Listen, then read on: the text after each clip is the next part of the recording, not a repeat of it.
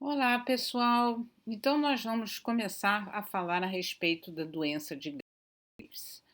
A doença de Graves é a causa mais comum de hipertiroidismo, sendo responsável aproximadamente por 80% dos casos. A prevalência varia de 0,4 a 1% da população, sendo de 5 a 10 vezes mais comum em mulheres jovens, em torno de 20 a 40 anos, e pode ser também a causa de hipertiroidismo na menina, na adolescente entre 11 e 15 anos. Mais uma vez, o sexo feminino sendo o mais, tá? Bom, então, qual é a patogênese da doença de Graves? Existe a produção de anticorpos, o TRAB. O que é o TRAB? Então, AB é antibody, anticorpo, né? Um anticorpo contra o receptor de TSH. Então, esse anticorpo se liga ao receptor e ele se ligando ao receptor de TSH, o que vai fazer? Ele vai promover uma secreção excessiva de hormônios tiroidianos. Essa secreção excessiva de hormônios tiroidianos ela ocorre na ausência do mecanismo de feedback, né? E por isso também existe uma supressão da secreção de TSH. Se você tem uma secreção exagerada de hormônios tiroidianos, vocês já sabem isso, já aprenderam, por mecanismo de feedback, o TSH acaba sendo suprimido. Paralelamente a essa produção de anticorpos, como esses anticorpos eles vão estimular os receptores da tireoide, ocorre um aumento do volume da tireoide. Então, em suma, o quadro clínico será um hipertiroidismo, correto? Com bócio difuso, aumento da secreção dos hormônios tiroidianos e um TSH suprimido. E clinicamente, como é que isso daí se torna evidente? Então, o diagnóstico clínico se faz através da observação de um bócio difuso, como esse aqui, vocês estão vendo aqui um bócio bastante volumoso, é um bócio difuso. Reparem que a sinonímia da doença de Graves é bócio difuso tóxico. Se for feita a cintilografia, vai haver uma captação em ambos os lobos, uma captação difusa do hormônio do iodo, uma captação difusa do iodo. Você pode ter frêmito e sopro devido ao aumento do fluxo sanguíneo. Então, esse é o bócio difuso. Além disso, o que mais você encontra no quadro clínico do hipertiroidismo?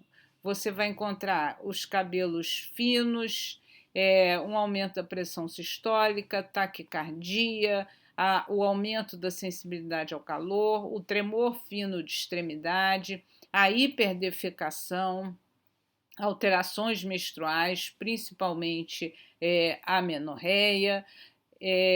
Pode haver aquele mixedema, que é um tipo de edema específico da doença de Graves, né? Em relação às alterações oftalmológicas, é interessante e importante vocês saberem o seguinte: nem todo sinal oftalmológico, nem toda alteração a nível ocular por conta da oftalmopatia de Graves, que é algo específico, né? Existem sinais oculares como retração palpebral, olhar fixo, sinal do lead lag, que são decorrentes da hiperatividade adrenérgica e podem ser observados em qualquer quadro de tireotoxicose. Já a oftalmopatia de Graves, que é específica da doença de Graves, ela ocorre um aumento do volume dos músculos extraoculares e da gordura retroorbitária. Com isso, se você tem aumento da musculatura e você tem aumento da gordura retroorbitária, ocorre um aumento da pressão intraorbitária. Com isso, então, é a protusão do globo ocular, aquela proptose, quer dizer, o olho fica saltado, uma diminuição da drenagem venosa, e se você tem, então, essa diminuição da drenagem, haverá edema periorbitário, edema conjuntival e hiperemia. Então, essas alterações, que eu vou repetir, a proptose, o edema, a hiperemia, elas são sinais característicos da oftalmopatia de Graves. Então, a presença desses sinais, que são característicos da doença de Graves, ela pode preceder, suceder ou surgir concomitantemente ao hipertiroidismo e está fortemente relacionado ao tabagismo. Então, paciente que fuma, ela apresenta um quadro mais grave e de mais difícil tratamento da oftalmopatia de Graves. Então, é mais um motivo que esses pacientes eles devem parar de fumar, né? Uma outra informação importante, um outro sinal clínico que pode ocorrer, mas que é bem menos comum, é a dermatopatia, o mixedema pré-tibial, que ocorre apenas em 5 a 10% dos pacientes e quase sempre vem junto da oftalmopatia. Caracteriza-se por um espessamento da pele, principalmente na área pré-tibial, por ser um acúmulo de glicosinoaminoglicanos. E o aspecto é um aspecto parecido com um aspecto de casca de laranja. Um outro sinal característico da doença de Graves é a acropatia. É um baqueteamento de dedos, mas que também é visto com menos frequência. Ainda em relação ao diagnóstico, então, eu falei até agora do diagnóstico clínico, eu vou falar então um pouco agora a respeito do diagnóstico laboratorial. O diagnóstico laboratorial, então, ele é caracterizado por um hipertiroidismo primário. O que é um hipertiroidismo primário? Um hipertiroidismo em que existe aumento da produção dos hormônios tiroidianos pela própria glândula, com o TSH suprimido.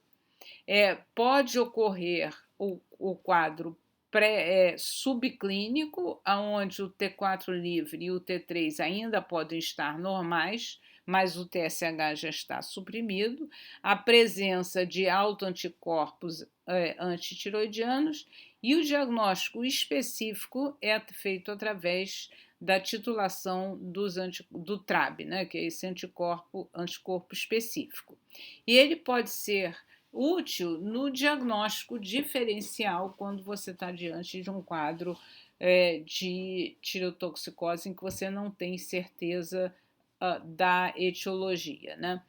Nós usamos também bastante a titulação ou a dosagem do TRAB para avaliação do risco de recidiva. Ou seja, nós sabemos que a doença de Graves é uma doença que tende a recidivar.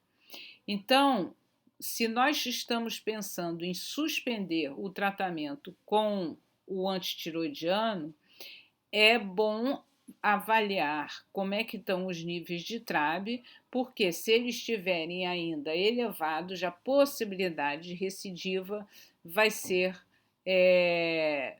alta. Então, nesses casos, é bom não se suspender o antitiroidiano. Por outro lado, se o TRAB já estiver negativado ou tiver em títulos muito baixos, você pode orientar teu paciente a suspender, porque existe menos risco de recidiva da tireotoxicose, né? E ele também é útil na avaliação de risco de hipertiroidismo neonatal. Outros anticorpos, como o antitireoglobulina e o anti-TPO, eles estão presentes por ser uma doença autoimune, ele está presente, mas ele não é específico, nem faz o diagnóstico, ele não faz o diagnóstico laboratorial de doença de Graves. Em suma, os componentes da doença de Graves podem ser um ou mais, ou seja, quero deixar bem claro, não é obrigatório você ter todos esses componentes. Você pode ter, por exemplo, apenas um bócio difuso e ainda não ter se instalado um quadro de hipertiroidismo. Você pode ter um quadro de oftalmopatias que, como eu falei anteriormente, pode preceder, né?